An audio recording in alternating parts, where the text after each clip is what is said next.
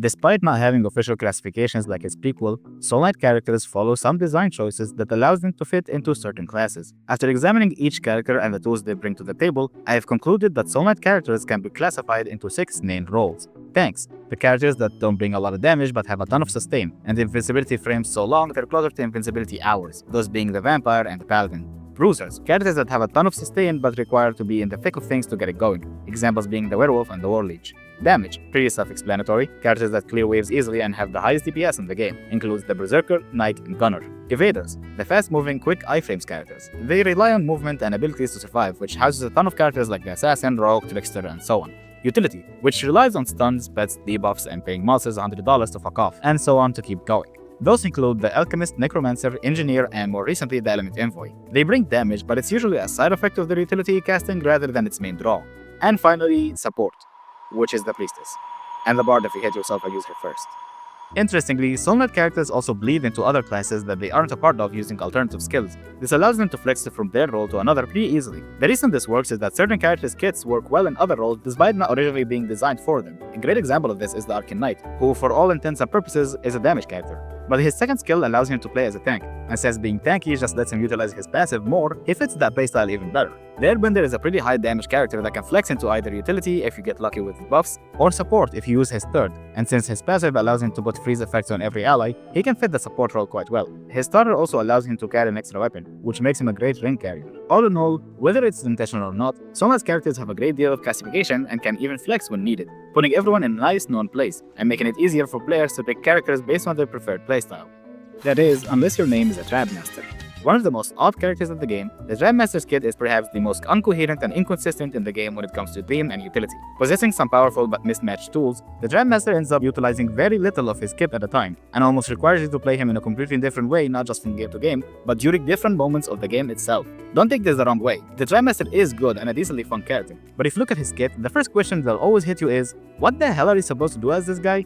To explain further, let's reach in the Trapmaster's head and see his kit in full detail. But before we do, a disclaimer, I am not the best Trapmaster out there. Wow! Incredible! I fully recognize the skill issue, but I think from a design standpoint, my point will still stand. But do remember, no matter what character, if the person playing them fucks up, that's kind of on them.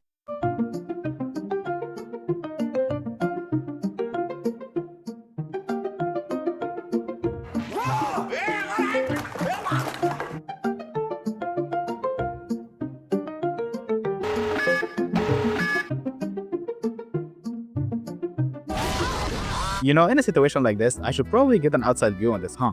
I'll just check out what others say about him and move on. Alright, now let's get into the Trapmaster's kit. The Trapmaster is a god knows what character with 6 health, 6 armor, and 220 energy. He has slightly higher total health than average, which isn't saying much. And slightly more energy than average, which, again, isn't saying much. What is saying much is this motherfucker's movement speed. For literally no reason whatsoever, Children decided to give him less movement speed than everyone else in the whole game. And it's not like he has less movement speed because everyone moves at different values and his value is just the lowest one. No, this Baldy alongside the custom prints are the only reason this entire row exists in the wiki. Now, any long-term watcher of mine will know that I absolutely hate varying movement speed, especially when it's lowered. But at least with the other cases I understand. The custom prints getting forced out of his costume means he's in a pretty damage-heavy area, and giving him a slight edge in speed so he can get out of this tough situation is understandable, especially with how much unexpected damage exists in this game. Let's go, in and out, 20 minutes adventure. And new players being forced to bear lower movement speed is also fine, because it rewards them for progressing in the game with better speed, making the transition to mid-game feel even more impactful. But literally give me one reason why this guy needs to be slower. Oh what, cause his starter lets him move around a little? Get out of town, the Airbender can freaking teleport with just his bare hands. Now I'd say I struggled to adapt to this speed while taking footage, but to be honest, after just getting out of finishing this stupid challenge, I'm used to it at this point, so it wasn't the roughest thing ever. Check it out, link in the description. His passive is the Monsters Explode in Death move, which is pretty self-explanatory. Probably just meant that I love cake. I couldn't resist it. Hey, it's all good. It's actually a pretty underrated buff. It essentially gives any character and weapon splash damage if enemies are close enough. It also makes certain weapons completely obsolete, so that's pretty funny. Also for reference, this doesn't damage you. Zed used to hate taking that buff because he thought it damages you. It doesn't. You just built like Bon Voyage when you have that passive, I guess? I don't know. Now that we're done with the only ordinary part of his kit, let's jump into whatever quirks this guy filled his build with. His starter weapon is a precision grappling gun, essentially Scorpion if he was American. When fired, a grappling hook is released and fires projectiles alongside it. It stuns, deals explosive damage, and if possible, pulls enemies to you. I say possible because the monkey word is a thing.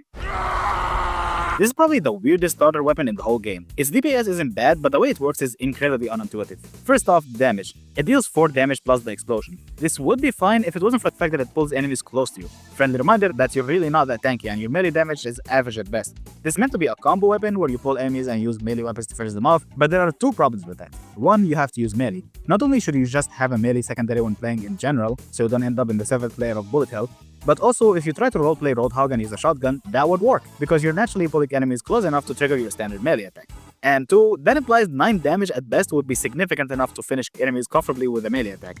It might be so early, but in the mid and late game, forget about it. Friendly reminder that some enemies also explode on death, drop things on death, don't die, deal more damage close range, cannot be pulled, have government protection. You're literally putting yourself at the mercy of RNG using this strategy. I tried using it, I really did, and I had some level of success, but not only was constantly swapping to get the combo off uncomfortable, but I also felt like I'm just trying to be flashy for no reason.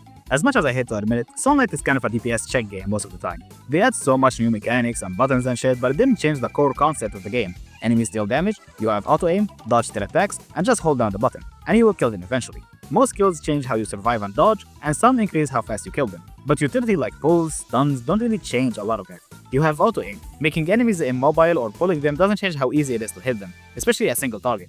This type of utility weapon is just hilariously outclassed by weapons that deal higher damage. It's the old IDT syndrome. Why waste so much time setting up the 8-second insta-kill and sacrificing your health and weapon choice, when other characters can use better weapons and take a single second to kill anything? This is basically the same thing here. Don't get me wrong, starters do have utility, but the utility mustn't interrupt the DPS of the weapon and its main function. The Elf's Bow have a stun ability, but it doesn't decrease its DPS or affect how you use it. The Crimson Wine not only gives you health and energy, but can also be used as utility outside of combat. Neither of these affect the main damage of the weapon. You can look at any starter with utility through the same lens, except for this one. Now the projectiles do clog up the room a little, and it's supposed to help you by dealing damage to enemies you pull, but most of the time the enemy is too small to get hit by them. Honestly, the more I use it, the more I tend to just spam it to get the projectiles going instead of pulling anyone and just dealing the initial impact damage, which honestly looks a little suspicious. And before you tell me that secondary fire is good, it's not. It pulls you instead of pulling the enemy, which could be good for utility if it wasn't for auto-aim. Like seriously, somebody tell me how are you supposed to run away when the Trapmaster just pulls himself to danger using this? Why do you guys look so sucked? Just come sit down here.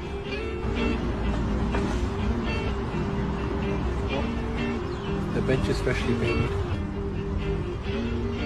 I'm going a bit hard on this weapon, but it's generally such a convoluted and unwieldy weapon despite how flashy it is. It pains me how superfluous it feels sometimes. It deals good damage and the stun is appreciated, but it just doesn't flow well and the pull mechanic feels like a hindrance. I'll be talking about it more later in the video, but for now, just know that you're doing yourself a great service just not bothering with it and just getting something with a higher DPS. Now, before we move on with his skills, something interesting I noticed while reading a wiki is that most of the Trapmaster skills damage scale with level. Not the level you're in like a Trickster or the Elf, just the character's level, like the stars. That doesn't really matter because we're reviewing the maxed out character anyway. But I said it before, and I'll say it again. Why? The Trapmaster's first skill is Telecontrolled Bomb, and it's basically the Trapmaster dropping bombs that gets you on a Payday 2 cover. When used, 6 bombs start orbiting the Trapmaster, getting attached to enemies as you move near them. Normal enemies pull 1, champion enemies pull 3, and bosses' greedy asses pull all of them. Please, Daddy. I told you, when I'm finished, you can have what's left. The attachment can happen through walls, which is pretty nice. They deal 16 damage and burn enemies, meaning a full burst deals almost 100 damage, plus the burn, which is actually quite high. Enough to one-shot all enemies in all levels, deal serious damage to floor 1 bosses, and defend floor 2 bosses enough to force them to beat your ass and you won. The fuck you say to me? You can press the skill again to throw a single bomb instead, dealing damage to the closest enemy in your LOS. And the range on that is absolutely insane, god damn. Nice car. There is an unfortunate problem with that though. Even though the bombs is supposed to ignore walls, the targeting is not. So using the manual attack when your LOS is cut off can just waste it and throw it on the side. And as much as I want to say this is all the problems this skill has, because honestly it's fun enough, it's just a pretty terrible skill. The damage is okay, but its incredibly long cooldown doesn't allow it to compete with the actual damage skills, since the cooldown only starts once all the bombs are used. It also offers zero protection compared to its other skills. Blow that piece of junk out of the sky! Which is a pretty big deal, especially with his barely above average health and below average speed. he really doesn't benefit much from this skill. Man, I really want to talk well about this skill, but I just can't see the good in it and the character as a whole, honestly. I wish I had someone who can help me out here.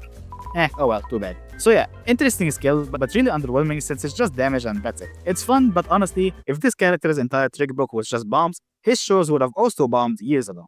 Ой, блин! Вы с ума сошли, что ли?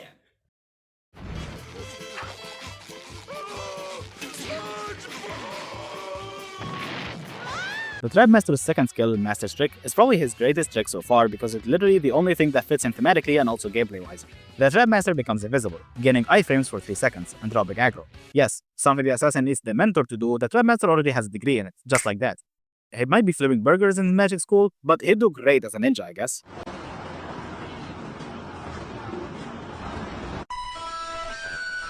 This is the best part of the skill, to be honest. Dropping aggro and having 3 full seconds of iframes is pretty helpful.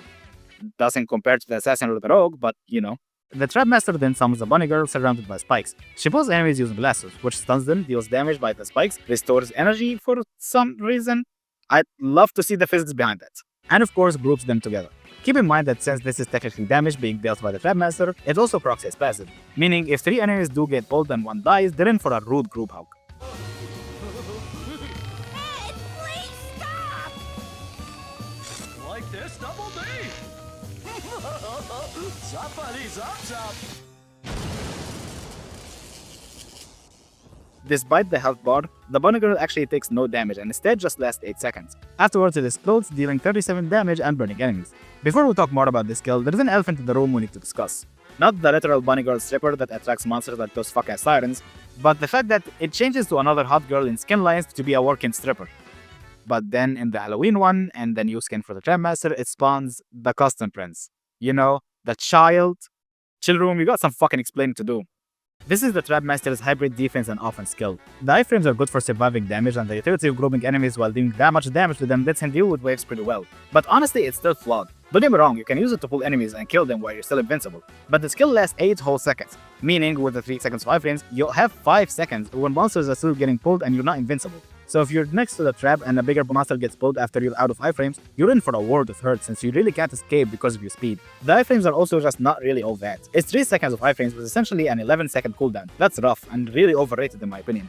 While the damage is good on paper, you can deal way more with other characters. Man, once again, I'm just lost and I can't see the good in this character. I wish someone would... Yeah, huh? Who's there? 1000? The hell are you doing here? Don't you have your own channel videos to work on? Oh. Okay. Now I'm more interested in knowing how people didn't wake up from all the shouting I did and woke up at the word stripper. Alright, now, comparing Master's Trick to invisibility kind of feels like a sin. Oh, okay, you're getting too close to the frame. It just... Alright, have fun, I guess. King Crimson!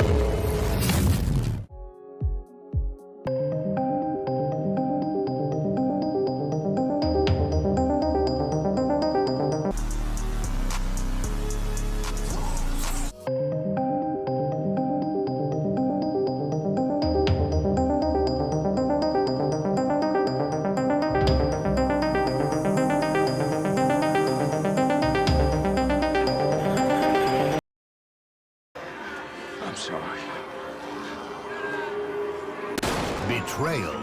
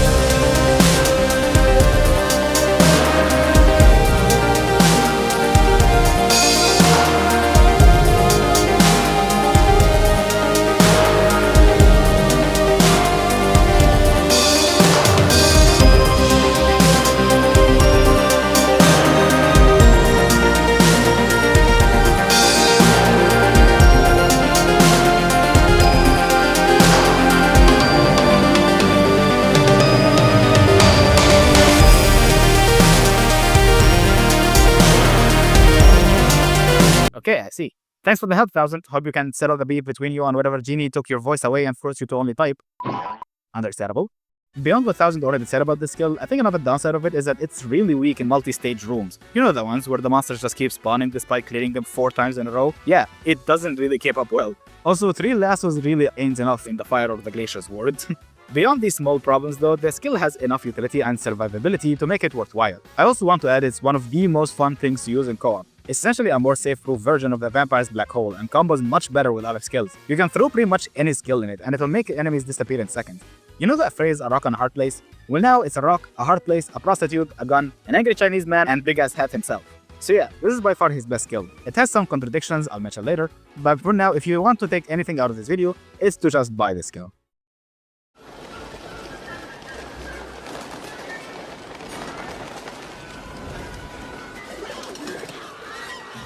This alongside the Miner's third skill were probably the most creative out-of-box ideas to come out in Soulknight for a long while.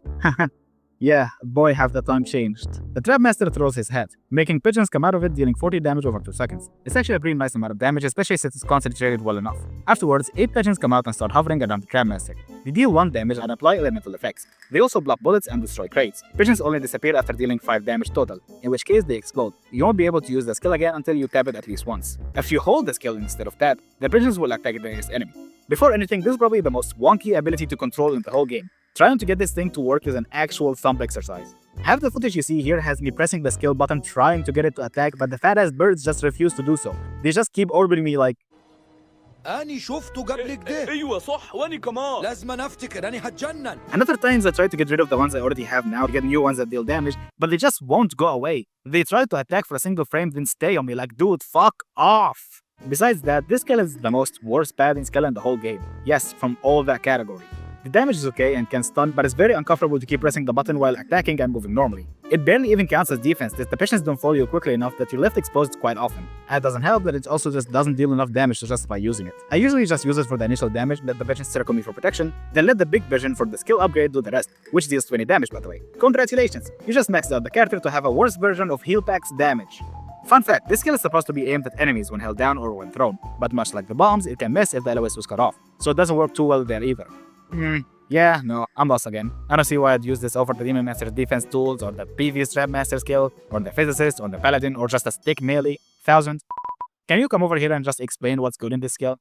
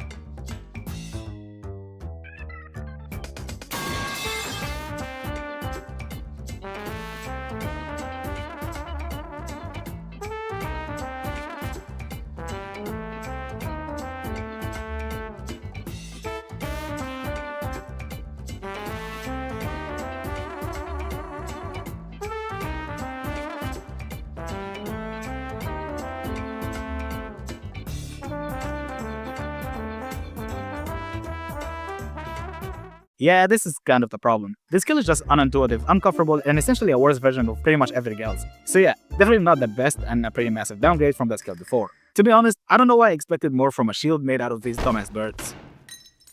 What was noise? So now let's just take a step back and look at the big picture.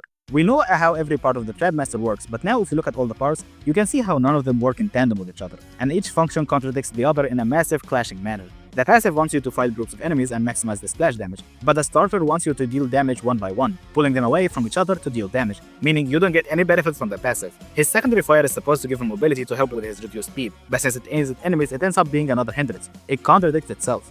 The first skill wants you to play at mid-range to attach bombs safely without the worry of otherwise breaking, which once again is contradicted by the starter pulling enemies at close range, and it's contradicted by itself since the knockback from the bombs loses value on his passive and vice versa. The second skill wants him to play with dodging in mind, getting closer to the evader playstyle, but that doesn't work because A, you're slow, and B, you might need to use this in a pinch to save yourself and it takes 13 whole seconds to get it back up.